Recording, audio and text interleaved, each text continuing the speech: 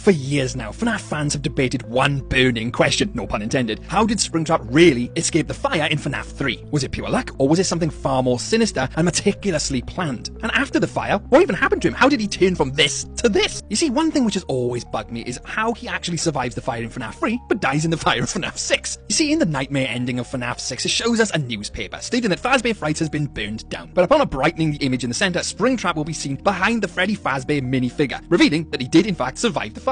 It's at this point where there's obviously a gap between FNAF 3 and FNAF 6, and he somehow changes his appearance. Well, we'll get onto that in just a second. Let's talk about how he survived the fire. Now, we could say that the Spring Bonnie suit durability played a part. You know, fire and water damage obviously did take a slight toll on the exterior, but that's still a metal spring lock suit underneath it, all the metal and mechanical components. Now, surely that would give him a degree of protection against the flames, coupled with the fact that we know Afton was in a terrible diseased state, so by the time the fire comes around, William Afton's body was probably a long dead corpse. His body was probably just a little husk inside of the suit at this point, and the lack of living tissue probably made him less susceptible to the fire's destructive force. And not only that, we don't actually know how hot it has to be for Remnant to actually die. I mean, look at the fire of FNAF 6, the blob seemingly survives that fire, and it goes extremely hot. Not to mention, what if the building collapsed on Springtrap before fire even caught him ablaze? Perhaps he didn't actually fully catch fire in the first place. And let's not forget that secret sister location Springtrap cutscene. You know, the secret cutscene you get after beating Golden Freddy mode on Very Hard. You literally see Springtrap kind of bounce up in the rubble of Fazbear Frights, indicating he didn't escape the building, but was probably buried under all the rubble. And he doesn't look very black and charred and completely burnt to a crisp to me, and in fact, he looks nothing like his FNAF 6 counterpart. You see, it's pretty obvious they worked out that Springtrap had survived the fire, and they also noticed that the fire probably wasn't hot enough to even kill him in the first place, hence why in FNAF 6, the pizzeria was deliberately designed to hold him in one spot and let the fire actually catch to him and finish the job. So now we know how he survived the fire, but how did he actually go from this, you know, in the sister location cutscene, which is basically what he was in FNAF 3 anyway, to this newly designed Scrap Trap version? And to make things even more interesting, Scott Colton himself actually says there's an in-game lore reason why he changes from Springtrap to Scrap Trap. So if so, what is it? You see, the really confusing thing for me is if you put the two renders of them next to each other, you can clearly see in Springtrap there isn't much of a body, but in Scrap Trap there really is. So how did that get there? Well, you could clearly say that the Remnant regrew parts of his body, either that or he's drinking loads of milk to regrow his bones, but we'll come back to that because the even more confusing part of this is how did his shell completely change? Because you can clearly tell looking at the body of Scrap Trap, you zoom in on his mouth, that is the snout/mouth of a Freddy, not a Bonnie animatronic. And looking at the jaw, well, the only jaw which I see which resembles that is of a Nightmare animatronic, which is even more confusing. So where is this lore reason then, Scott? Because I'm really confused at this point. And not only that, all the casings from Scrap Trap indicate he got this after the fire. That is obvious. There isn't a single burn mark on the outside casings of Scrap Trap. So he's acquired this after the fire of FNAF 3. That is obvious. Now, some people have theorized that this is a second Spring Bonnie suit or even a Spring Fredbear suit because, you know, in FNAF 4 minigames, we actually see someone inside of a golden Fredbear. They put their helmet on, they close the door, and then when you go back to that same room, you can clearly see the man with his tuft of hair sticking out dead inside of the suit. Now, the actual conclusion to this is that William Afton himself had killed that guy in the Spring Bonnie suit, and that is the guy we see in FNAF 6, this Scrap Trap version of William Afton. Although that doesn't make sense because it's William Afton in the suit, unless he somehow changes his consciousness. Unless he's doing a Voldemort-esque type thing and putting pieces of himself in like Horcruxes or whatever it is. Wait, hang on. William Afton never killed mindlessly. He was a scientist. He wanted to eventually harness the power of Remnant and make himself immortal. And in this Easter egg right here, you can see mad science with Dr. Scrap Trap. Now that's taken off the side of an arcade cabinet in Security Breach. Is this hinting at something more? Was the spring trap we see in FNAF 3 actually more damaged than initially thought, and he was unable to continue in that current form, so he somehow transfers his consciousness into this other version of himself, this Scrap Trap? Is there any in-game lore reference to this? I mean, that would confidently explain anything. It would explain why the body's in the suit, the outside casing isn't burnt, the guy's death from all them years ago. It would fit perfectly, right? This is further backed up by the line he says in FNAF 6. You may not recognize me at first, but I assure you, it's still me.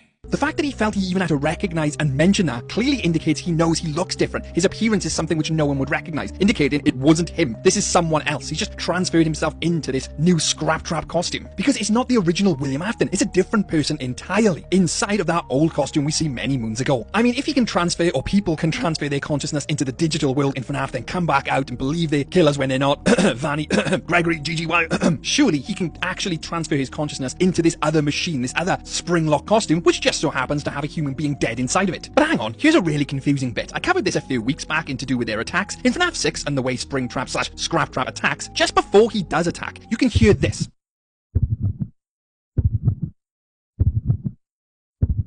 That right there is a heartbeat. Now, initially, I thought this was Mike's heartbeat. You know, he sat in front of his own father. But then I thought, hang on, Mike's insides were scooped out in sister location anyway to make room for Ennard, so he wouldn't technically have a heart. And he probably wouldn't have even recognized that that was him anyway. No, this is definitely William Afton's heart beating just before he's about to pounce. That blood is pumping again, the thrill of the chase, the thrill of the kill. And how I think this is actually possible is obviously the remnant inside of him. It's obviously regenerating his insides as such. Now, he can't regrow limbs or anything like that. That's why he's still missing his arm in Scraptrap. You can't just regrow bones. It does heal, though. So it probably healed his insides and potentially even his heart. He's obviously not going to be alive, but you know what I mean. And before we go any further, I would like to just mention this. Dark Springtrap. It's a canonical character and shows him after sister location. It's referenced in the character encyclopedia. And not only that, Scott Cawthon references this himself. Just in case you were thinking that one ending of sister location wasn't canon, well, here he is, the actual character showing he survives the fire and that he is still in his original Springtrap costume. You see, the one thing which has always confused me is the name Scraptrap. It implies that he's rebuilding himself from pieces of scrap. And I get that. You could easily replace the outside endoskeleton shell with different parts. That makes sense. But what you couldn't replace is the inside of his human body. How is he now all of a sudden regrown certain parts of his limbs? And how a full body is now inside of the suit when there clearly wasn't any of that? You just got to look at the two differences in the legs between Springtrap and Scraptrap. You're telling me he's regrown entire limbs? Just not buying that. But is there any evidence of soul transfer actually in the lore? Well, in the old trilogy of books, Action was able to actually duplicate himself, well, his twisted version ones anyway, including the missing arm. So if he's able to duplicate himself, I'm pretty sure he's able to transfer his consciousness. Well, at least his soul anyway. We also know souls can inhibit other objects. We see this in other numerous books, where they can transfer their soul into other animatronic costumes. Now, I know this is the books, but you could parallel this to the games if you wanted to. And let's not forget, Scott said there's a lore reason why he looks different. Personally, I can understand why he would replace some of his suit with scraps, hence the name Scraptrap, but I can't wrap my head around how a new human being is now in this suit. Remnant can heal things, it cannot regrow whole limbs. The reality is, he looks different and it is a design change choice. I understand that. And for me, if it was a different body in the suit, that kind of defeats the entirety of it being the same William Afton. It isn't in my eyes. So to me, I think he probably did salvage parts, and they just fumbled the lore in redesigning him. Scott didn't look into it that deeply. But us as fans, we clearly did.